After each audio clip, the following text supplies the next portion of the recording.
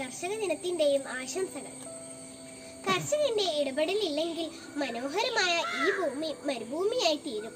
അതിരു കാക്കുന്ന യോദ്ധാവും കതിരു കാക്കുന്ന കർഷകനും നാടിന് ഏറ്റവും പ്രിയപ്പെട്ടവരാണ്, ബഹുമാനിക്കപ്പെടേണ്ടവരാണ്. കൃഷിയെക്കുറിച്ച് കാര്യമായിട്ട് ഒന്നും തന്നെ പുതുതലമുറയ്ക്ക് അറിയില്ല. കൃഷിയിടങ്ങളിലേക്ക് ഇറങ്ങിച്ചെല്ലാനും ആരും തയ്യാറുമല്ല. ഈ രീതിക്ക് മാറ്റം വരണം. എങ്കിലേ നമ്മുടെ കാർഷിക മേഖലയ്ക്ക് പുരോഗതി ഉണ്ടാകും. സർക്കാരിന്റെ ഭാഗത്തു നിന്ന് വേണ്ട പിന്തുണ ലഭിക്കുക തന്നെ വേണം. അത് കർഷകശ്രീ അവാർഡുകളിൽ ഒതുങ്ങുന്നവയായിരിക്കരുത്. എന്തൊക്കെയായാലും ഈ അടുത്ത കാലത്തായി പുതുതലമുറ കൃഷിയിലേക്ക് താല്പര്യം കാണിച്ചിരിക്കുന്നു.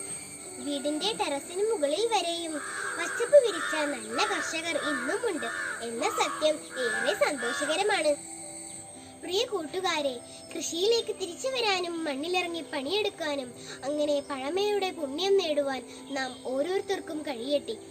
എല്ലാവർക്കും ഒരിക്കൽ കൂടി കർഷക ദിനാശംസകൾ. ജയ് ജവാൻ, ജയ് കിസാൻ.